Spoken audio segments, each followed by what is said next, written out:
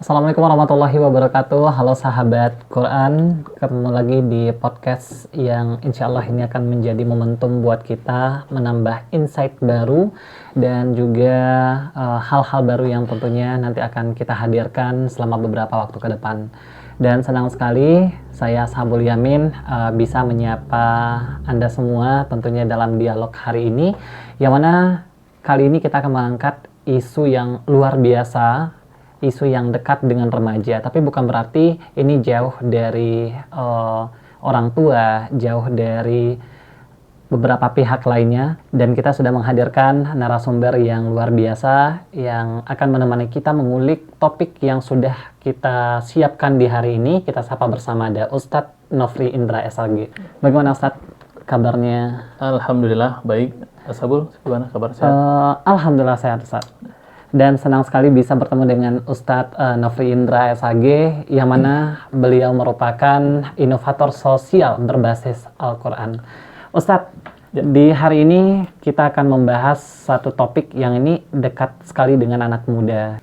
Karena Ustadz, seperti yang kita lihat saat ini, itu banyak sekali tentunya perubahan perilaku yang terjadi pada remaja, generasi muda, baik itu dari gaya berpakaian, cara berbicara, maupun dari pola pikir. Ya. Itu bagaimana Ustadz melihat semua hal itu, Ustadz? Yang pertama bahwa remaja hari ini, kalau kita lihat, kesadaran mereka terhadap agama itu lumayan meningkat, bagus. Hanya saja mungkin khususnya di fenomena hijrah ya. Fenomena hijrah kalau kita lihat mungkin sekitar 15 tahun kemarin itu fenomena hijrah itu cukup tinggi, cukup meningkat ya. Termasuk juga gaya berpakaian, kemudian bahkan dari sisi pergaulan sudah mulai. Ada yang hijrah masih karena tren saja. Sehingga ketika mereka, khususnya yang perempuan, ketika ada yang berpakaian atau berkerudung, itu banyak di antara mereka itu yang masih ikut-ikutan. Iya, Sat. Bukan karena kesadarannya, dalilnya begini loh dalam Islam, bukan. Tapi karena tren. Jadi makanya mereka ngikutin tuh, kerudungnya ada model baru mereka ikutin. Kemudian ada yang pakaiannya, dia lupa bahwa pakaian perempuan itu, atau dia tidak tahu bahwa pakaian perempuan itu kan harusnya pakai gamis. Iya, Sat. Nah, tapi anehnya ada yang pakai kerudung, terus mereka pakai kemeja perempuan itu, terus pakai celana jeans. Gitu. Nah, masih ada banyak seperti itu. Iya, banyak seperti itu.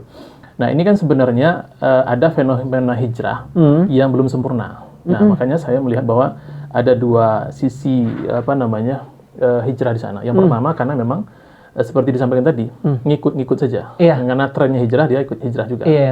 Nah, tapi juga ada hijrah itu yang memang mereka itu karena kesadaran hijrahnya. Ya, hijrah. Jadi sehingga dia betul-betul menyadari bahwa sebagai seorang perempuan, baik laki-laki atau perempuan lah, dia memang harus berhijrah kepada sesuatu yang lebih baik. Mulai dari perilaku, kemudian cara dia beribadah sebelumnya mungkin ada yang masih keliru, nah dia harus sempurnakan. Maka hijrah inilah sebenarnya yang mau kita inginkan, bukan sekedar ikut-ikutan saja. Apalagi sekarang banyak kita lihat ya, banyak perkumpulan generasi muda yang bahkan mereka sengaja membentuk perkumpulan itu untuk bisa membentuk tren, mengikuti tren yang saat ini. Kalau misalkan ada stigma di masyarakat bahwasanya nggak apa-apa ikut-ikutan dulu, Ustadz. Nanti kan lambat laun bakal hijrah sepenuhnya, gimana nih menurut Ustadz? Sebenarnya kan ketika Allah Subhanahu wa taala menurunkan ayat Al-Qur'an, baik itu tentang hijrah, tentang pola hidup, tentang perilaku, ayat itu memang turun secara bertahap. Tetapi sekarang Al-Qur'an itu telah disempurnakan. Artinya orang itu tidak lagi berhijrah secara bertahap. Tetapi ketika dia menyadari bahwa Islam itu adalah sebuah agama yang kafah atau menyeluruh, maka dia harus hijrah sepenuhnya. Tidak lagi hijrah itu setengah-setengah. Ya, bahkan ada juga yang memakai istilah hijrah dulu hatinya, gitu kan? Iya, benar. Nah, persoalannya hati yang mana, gitu. Nah, sementara kan tubuh itu tidak hanya persoalan hati, tapi semuanya itu harus hijrah. Apalagi perempuan kan, perempuan itu kan sesuatu yang kompleks yang harus diurusi dari harus ditutupi dari perempuan, khususnya aurat. Maka tidak mungkin dari hati dulu kan? Iya, benar. Terus semuanya harus ditutupi, apalagi pergaulan. Makanya banyak juga fenomena anak-anak muda hijrah, tapi yang mereka itu masih ngikutin konser segala macam, ini masih ada kan. Banyak, padahal di sana kan ada ikhtilat, campur baur kan, laki-laki dan perempuan, dan ini haram hukumnya kan, laki-laki dan perempuan bercampur baur. Apakah itu konsernya Islami atau bukan? Yang dilihat itu kan aktivitasnya. Maka ini kan sebenarnya perlu kita perlu diluruskan hijrah yang seperti apa gitu. Ya, jadi termasuk juga ada yang gaya pacarannya juga hijrah sebelumnya. Gaya pacarannya vulgar, terus sekarang pakaiannya gaya pacarannya hijrah katanya kan gitu. Gaya pacaran Islami, saya nggak tahu gimana cara pacaran Islami itu. Betul, Ustaz. Nah, ini kan sebuah fenomena hijrah yang barangkali boleh dikatakan ini sebuah kekeliruan pemahaman sebenarnya kan gitu. Iya, benar, Ustaz. Bahkan memang benar apa kata Ustaz, sekarang banyak generasi muda yang mereka membentuk satu kalimat yang mungkin ini supaya mereka masih bisa melakukan itu, Ustaz, seperti pacaran Islami yang mungkin pacarannya kayak duduk berjarak terus menjaga intensitas komunikasi dan lain sebagainya.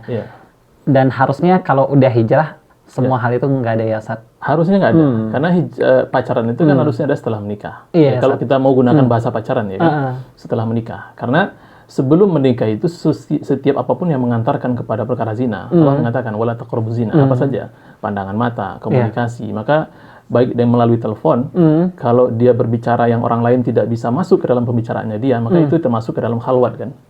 Nah, dia masuk kategori berdua-duaan di sana. Apalagi di tempat-tempat yang memang juga dia berdua-duaan. Jadi pacaran Islami yang dimaksud itu juga apakah dimulai dengan bismillah, dia akhiri dengan alhamdulillah kan tentu tidak. Tapi juga ada yang berpemahaman seperti itu kan. Jadi dia ini lagi berta'aruf katanya kan gitu. Cuma berta'arufnya bertahun-tahun kan. Nah, sampai berta'arufnya itu offset gitu. Nah, jadi kan ta'aruf itu kan harus dipahami bahwa ta'aruf itu proses pengenalan. Jadi seorang laki-laki dengan perempuan ketika dia mau berkenalan, maka datang ke walinya perempuan. Lalu kemudian setelah itu dilakukanlah khitbah. Nah, dalam proses khitbah itu memang juga ada rambu-rambunya. Tidak sama dengan ta'aruf yang dipahami anak-anak muda sekarang. Jadi dia ta'aruf tapi berdua-duaan terus dengan handphone, kan sesekali dia datang ke masjid berdua-duaan juga. Nah, ini kan sebenarnya konsep ta'aruf yang keliru. Nah, ini bisa jadi pemahaman ini muncul dari dari mereka yang merasa sudah berhijrah tapi tidak punya landasan pemahaman, tapi hijrahnya lebih kepada hijrah perasaan, bukan kepada hijrah pemikiran juga gitu. Dan ini juga ada salah satu fenomena yang dekat sekali dengan anak muda saat ini, Ustaz.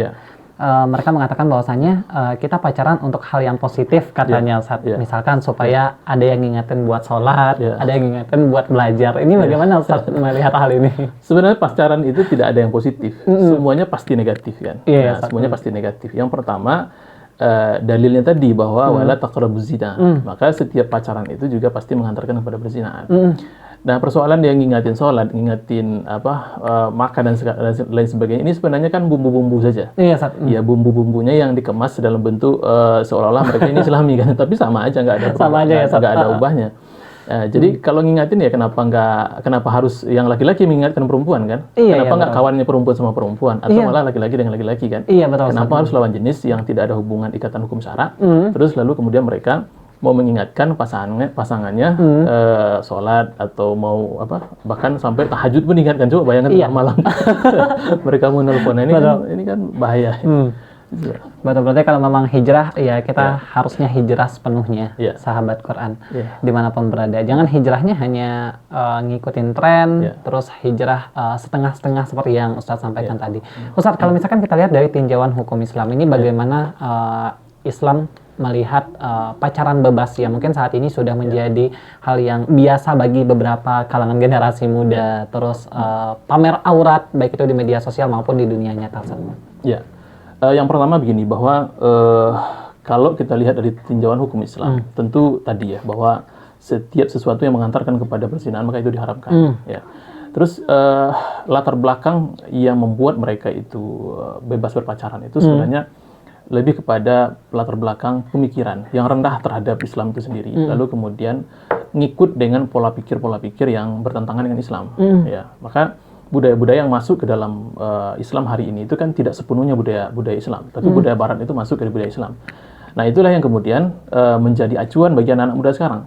Jadi mereka itu pacaran tidak lagi pacaran yang biasa, tapi sudah bisa check in segala macam kan. Bahkan banyak mereka itu yang tidak cukup ketika berhubungan dengan lawan jenisnya, terus mereka bunuh pasangannya. Jadi banyak terjadi kan beberapa daerah yang mutilasi. Bahkan ada yang memutilasi itu begitu sadis, dia cencang sampai ratusan tubuh gitu kan. Dia sudahlah berzina, dia membunuh pasangannya. Nah, ini kan sebenarnya fenomena ini dilatar belakangi oleh proses pendidikan yang jauh dari Islam sebenarnya. Jadi mereka itu jauh dari Islam sehingga mereka tidak memperhatikan rambu-rambu. Yang jelas mereka lakukan dulu, nanti kemudianlah lihat aturannya. Nah, inilah yang berakibat fatal kepada mereka. Belum sampai ke tahapan pernikahan, mereka sudah melakukan hubungan bebas. Sampai akhirnya ya tidak hanya dinodai saja, tapi dibunuh kan? Dibunuh. Bahkan ada yang kasus yang beberapa bulan yang lalu itu di Sumatera Barat, kan itu yang dicor kan? Sempat dicor dan beberapa tahun setelah itu baru ditemukan. Nah, ini kan bahaya ini. Fenomena bebas lalu kemudian berdampak sehingga perempuan mereka kehilangan marwah ya sebagai perempuan karena tidak pandai menjaga diri dan mudah sekali dirayu oleh laki-laki. Begitupun laki-laki sebenarnya dia tidak memperhatikan etika bagaimana memperlakukan perempuan dengan baik. Nah, ini yang terjadi. Makanya Islam sebenarnya mengurusi hal itu dengan baik. Melarang berpacaran, kemudian mengikat laki-laki dan perempuan ketika mereka sudah layak berumah tangga dalam ikatan pernikahan. Jadi bagaimana seharusnya solusi yang mungkin bisa menjadi solusi konkret Ustadz yang bisa dijadikan sebagai jalan keluar bagi kita generasi muda Ustadz? Yang pertama gini, kita kembalikan kepada proses hijrah yang mana anak-anak muda sekarang tuh sudah punya keinginan untuk berhijrah. Nah, kita pertama apresiasi bahwa ini kan sebenarnya dampak positif sebenarnya kan anak-anak muda itu sudah mau hijrah. Terlepas nanti hijrahnya itu dari mana sumbernya dia mau hijrah, apakah dari kawannya, apakah dari berita, apakah dari media dan segala macam, kita apresiasi dulu. Nah, yang kedua bahwa hijrah itu tidak cukup hanya mengandalkan tren saja, wajib dilandasi dengan ilmu, ilmu harus mempelajari Islam secara utuh sehingga hijrah itu sampai kepada tahapan puncaknya bahwa kita memang terikat dengan hukum Allah Subhanahu wa taala. Jadi tidak hanya sebatas tren saja. Jadi ketika ada persoalan, mereka harus mengembalikan kepada Allah Subhanahu wa taala. Tapi kan kalau mereka hijrah itu hanya sebatas tren saja, katakanlah perempuan dia pakai kerudung tapi tren saja. Maka suatu ketika dia frustasi, bisa jadi kerudungnya dia lepas lagi. Jadi dia kembali lagi kepada jati diri sebelumnya. Nah, jadi dia harus kembali kepada Islam sebenarnya. Maka hijrah yang seutuhnya itu harus dilandasi dengan keilmuan Islam khususnya gitu. Nah. Siap, Ustaz. Kalau dari segi individu berarti harus dilandasi dengan keilmuan gitu ya, Ustaz. Kalau misalkan dari segi orang tua, Ustaz. Sekarang kan banyak nih orang tua yang mungkin karena kesibukan menyerahkan anaknya sepenuhnya ke sekolah. Itu bagaimana Ustaz melihat hal ini? Ini kan proses parenting sebenarnya kan, bahwa orang tua itu tidak boleh menyerahkan anak sepenuhnya kepada orang lain yang mana sebelum pada masanya. Artinya gini, katakanlah ibu itu kan madrasatul ula bagi anaknya. Jadi orang tua itu harus menjadi madrasah pertama bagi orang tua, bagi anaknya. Lalu kemudian ketika anak itu sekolah, dia tidak boleh di usia-usia tertentu sebelum dia balik itu dilepaskan sepenuhnya. Bahkan bisa jadi SD dia sudah diasramakan misalnya. Belum, dia butuh orang tua, butuh teladan, butuh rasa kedekatan dengan orang tua. Dan orang tua ketika mendidik anak, ketika membesarkan anak tidak cukup hanya dengan bermodal memberikan nafkah makan saja. Tidak cukup itu. Tapi yang paling besar itu adalah nafkah ilmu. Kalau tak mampu dengan nafkah ilmu, maka serahkan kepada tempat-tempat yang memang bisa anak itu menimba ilmu keislaman secara utuh gitu. Nah, kan itu PR terbesar orang tua. Nah, hari ini kan orang tua mereka itu lebih mengandalkan sekolah tok saja. Katakanlah anaknya disekolahkan di SDIT, tapi dia tidak tahu apa-apa. Bahkan ada juga orang tua yang tidak sholat. Anaknya didorong sholat, dia tidak sholat. Anaknya didorong membaca Quran, dia tidak baca Quran. Nah gitu. Jadi orang tua itu harus menjadi teladan bagi anaknya. Termasuk anak-anak muda juga begitu. Bahwa anak muda itu kan dia lebih suka diberi teladan. Ya kan? kalau diceramain anak muda, ceramahin kesalahan, ceramahin bisa jadi dia jadi merasa egonya jadi muncul. Makanya anak-anak muda atau termasuk anak-anak juga dia lebih suka diteladani. Maka Nabi SAW ketika mengajak para sahabat itu lebih banyak memberikan teladan. Teladan kepada para sahabat sehingga para sahabat itu mengikuti Nabi SAW. Terlepas setelah itu Nabi juga menyampaikan hal-hal positif dalam bentuk perkataan Nabi. Makanya hadis itu dibagi menjadi 3 kan. Ada perkataan Nabi, fi'lannya, ada qaulan, ada fi'lan, ada perbuatannya. Ada qaulan perkataan Nabi, lalu kemudian ada takrir, diam Nabi. Jadi diam Nabi ini sebenarnya teladan bagi para sahabat. Perbuatan Nabi itu teladan bagi para sahabat. Jadi tidak selalu Nabi itu menceramahi para sahabat saja, tidak. Nah, jadi memberikan teladan sehingga para sahabat itu menjadi generasi terbaik pada masanya. Gitu. Berarti jangan melulu kita memberikan dalam bentuk arahan-arahan, tapi tidak ada contoh yang ditunjukkan, misalkan di dalam rumah sebagai orang tua. Berarti memang dari segi orang tua itu berperan penting ya, Ustaz, terhadap anak. Dan diharapkan ini juga bisa menjadi momentum buat kita bersama kembali sadar bahwasanya seperti yang Ustaz sampaikan tadi dan seperti yang kita ketahui bersama bahwasanya keluarga orang tua adalah madrasah pertama bagi seorang anak. Jadi ini memang betul-betul peran yang sangat harus diperhatikan dengan baik bagi kita sebagai orang tua. Ustaz, kalau misalkan tadi ada jalan keluar dari segi individu dengan landasan ilmu, terus dari segi peran keluarga. Menurut Ustadz, ada hal lain nggak yang ini sangat berpengaruh terhadap generasi muda saat ini, Ustadz? Ada, pastinya ada. Yang pertama adalah individu tadi, yang kedua adalah orang tua dan masyarakat, dan yang ketiga itu adalah negara, pemerintah. Makanya kalau kita melihat fenomena pada masa dahulu, pada masa kejayaan-kejayaan Islam itu, maka pemuda itu tidak diurusi saja oleh orang tuanya, dirinya sendiri, tapi negara juga mengurusi. Ini ada kisah bahwa ketika di beberapa daerah, kalau nggak salah saya di Topia, kan sekarang Topia, dulu namanya Habesi, itu daerah kan terkaya, kaya dulu, maksudnya kaya dulu. Jadi pemudanya itu kaya-kaya masa itu, tapi pemudanya itu banyak terlambat menikah. Nah, ini kan pada masa kekhalifahan Umar bin Abdul Aziz. Jadi kenapa mereka terlambat menikah? Karena memang pada masa itu mahar-mahar perempuan itu tinggi-tinggi. Nah, sehingga negara lah yang kemudian turun tangan memberikan mahar supaya para pemuda itu menikah. Jadi pemuda itu tidak pacaran dia menikah. Tapi walaupun memang mereka mengalami kesulitan, tapi dibantu oleh negara. Dibantu oleh negara. Termasuk juga ketika ada perempuan yang dibuka auratnya oleh orang Yahudi, maka itu turun tangan negara ketika itu. Nah, sekarang fenomena itu kan kita katakan sekarang fenomena itu kan jauh, bahwa negara tidak maksimal turut campur dalam persoalan remaja hari ini, termasuk kasus pemerkosaan itu bisa didelik hukum. Tapi perzinahan ini kan lemah sekali hukumnya. Sebenarnya perzinahan itu bisa jadi lebih besar hukumnya, ya kan? Karena dia kedua-duanya bisa dihukum. Pemerkosaan itu bisa jadi satu saja yang dihukum, ya kan? Karena dilakukan perzinahan itu atas dasar suka sama suka. Tetapi persoalannya tidak ada delik sekarang yang kuat yang menghukumi orang-orang berzina, khususnya dia bukan suami istri. Gitu.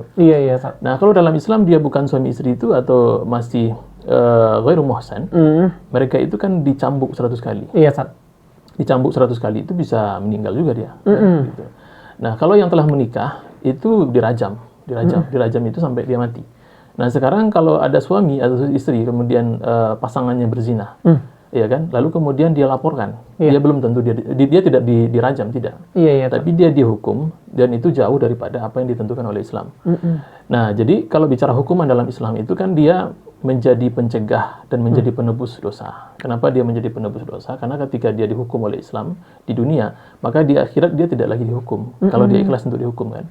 Nah, kalau dia mencegah terhadap dirinya sendiri untuk melakukan hal yang sama, dan termasuk juga masyarakat. Coba bayangkan begini, ada orang mencuri, lalu kemudian dipotong tangannya. Nah, ini bagi dirinya sendiri sudah takut untuk mencuri, dan orang lain melihat dia tangannya dipotong, itu takut juga mencuri. Betul, Ustaz. Nah, sekarang Bisa jadi awalnya dia mencuri katakanlah mencuri handphone. Iya. Nah, kemudian dia dihukum dengan hukum sekarang. Bisa jadi setelah dia keluar dia tidak mencuri handphone, tapi dia mencuri toko handphone. Iya, Ustaz. Dibobolnya kan. Nah, Iya, Ustaz. bahkan lebih daripada itu mungkin. Iya, betul, Ustaz.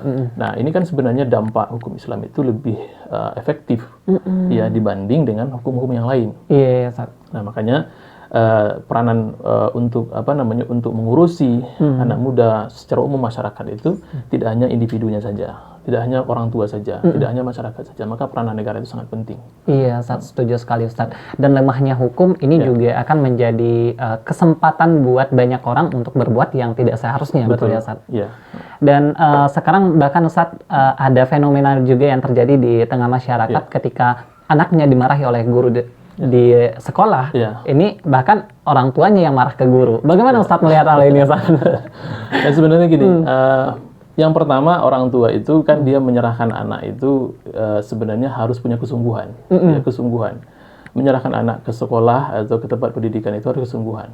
Lalu kemudian jadi fenomena ini terjadinya kan baru sekarang orang tua protes dan segala macam. Kalau dulu 20 tahun yang lalu, dulu anak-anak itu ketika diantar ke surau-surau, kalau di Minang kan di surau-surau, itu tidak hanya diantarkan anaknya bawa Quran, tidak hanya itu, tapi dengan satu rotan, ya kan, agar apa? Agar ketika anaknya salah, dia sudah membolehkan guru itu untuk memukul. Dan fenomena itu ternyata dampaknya positif, ya dampaknya positif. Kan guru itu memukul itu kan dalam rangka mendidik, beda dengan dipukuli kan, beda dengan dipukuli. Sama dengan seorang istri apabila dia melakukan nusus kepada suaminya atau melakukan melanggar lah, lalu kemudian dihukum oleh suaminya dengan pukulan, itu beda dengan dipukuli. Dipukulan yang tidak menyakitkan kan. Nah, tapi kalau sekarang kan dipukuli, nah, ini beda, ya beda. Makanya sebenarnya ketika anak mengalami kekerasan daripada gurunya, maka kita orang tua harus menelaah dulu. Sebenarnya kekerasan seperti apa sih? Apakah dalam rangka mendidik atau dalam rangka memang melakukan kekerasan sebagaimana yang dilakukan gitu kan. Nah, ini kan perlu cross check dulu. Makanya orang tua dengan guru itu harus komunikasi. Tidak boleh menerima informasi dari anak seutuhnya. Jangan-jangan anak ini kan dia mempelintir kan. Betul. Apakah karena dia merasa merasa permalukan dan segala macam, atau dia kesal kepada gurunya, lalu kemudian dia pelintir. Tadi dia dipukuli dan segala macam. Nah, ini kan fenomena ini harus dikasih hal-hal seperti ini harus orang tua harus sadar bahwa ketika menyerahkan anaknya ke tempat pendidikan itu dia harus siap dengan segala risiko. Artinya risiko anak itu dalam proses pendidikan, apakah dia katakanlah dijewer atau dipukul, ya kan? Itu sebenarnya proses dalam pendidikan. Makanya tadi dikatakan bahwa ibu itu adalah madrasatul ula, atau orang tua itu adalah madrasatul ula pertama. Artinya orang tua itu tidak hanya bekal menjadi orang tua itu tidak hanya bekal mau menikah, mau punya anak, tidak hanya itu. Tapi mampu menikah, mampu punya anak, mampu memberikan nafkah, mampu mendidik. Gitu sebenarnya. Setuju sekali, Ustaz. Sehingga memang generasi muda itu menjadi generasi muda yang mereka dilandasi dengan ilmu. Kalau misalkan udah ada peran dari orang tua, peran dari pemerintah, peran dari masyarakat, dan maupun dari dia secara individu gitu ya, Ustaz. Dan berarti Ustaz, kejanggalan perilaku remaja masa kini itu tentunya juga tak terlepas dari bagaimana peran orang tua dalam mendidik anak, baik itu di masa kecil maupun sampai sekarang, dan juga bagaimana peran pemerintah terhadap hal ini. Ustaz, ada pesan nggak yang ingin Ustaz sampaikan kepada generasi muda kita yang mungkin saat ini melihat video ini, Ustaz? Pesannya yang pertama bahwa kita harus menjadi pemuda yang bisa dibanggakan, ya, dibanggakan oleh generasi nanti, ya 30-40 tahun yang akan datang, ya kan? Karena anak hari ini yang baru lahir itu dia akan menjadi pemuda 20 tahun yang akan datang. Tidak mungkin dia jadi pemuda 4 hari yang akan datang, kan? Maka dia harus membanggakan anak-anak muda yang hari ini berperilaku baik. Sebagaimana kisah-kisah pemuda pada masa dahulu sekarang menjadi kebanggaan kan. Tadi seperti Umar bin Abdul Aziz, seperti Salahuddin Al-Ayyubi, seperti Muhammad Al-Fatih. Ini kan kisahnya bahkan ratusan bahkan ribuan tahun yang lalu. Tetapi sekarang menjadi cerita yang menarik untuk diceritakan. Maka jadilah pemuda yang nanti di masa yang akan datang cerita itu menarik untuk diceritakan. Jangan sampai nanti orang takut menceritakan. Karena kisahnya begitu buruk gitu kan. Karena dia rusak sekali. Atau memang ceritanya itu akan diangkat tetapi dengan kisah yang sangat buruk seperti Firaun, seperti Qarun, ya kan? Betul, Ustaz. Jangan sampai ya, Ustaz. Jangan sampai seperti itu gitu. Siap-siap. Berarti jadilah pemuda yang memang kalau bisa kita menjadi sebuah cerita indah di masa depan. Dan tentunya hal itu dimulai dari sekarang ya, Ustaz. Dimulai dari bagaimana perilaku kita saat ini, terus bagaimana cara kita menyikapi banyak hal di dunia ini. Betul, Ustaz? Dan terima kasih banyak kepada Ustadz sama-sama yang sudah berbagi ke hadapan kita bersama, kepada kita bersama. Semoga ini bisa menjadi insight baru buat kita, pembelajaran baru, ilmu baru. Karena mungkin kalau misalkan tidak ada hal yang seperti ini Ustadz, mungkin kita juga bakal bingung nih mau cari informasi seputaran hal ini kemana. Dan semoga ini bisa menjadi sumber informasi, sumber edukasi buat teman-teman generasi muda, sahabat Quran dimanapun berada. Dan terima kasih atas kebersamaannya di sini. Izinkan kita mengakhiri perjumpaan ini. Sekali lagi Ustadz, terima kasih atas kebersamaannya. Saya Sabul Yamin pamit undur diri. Sampai ketemu di episode berikutnya. Assalamualaikum warahmatullahi wabarakatuh. Waalaikumsalam warahmatullahi wabarakatuh.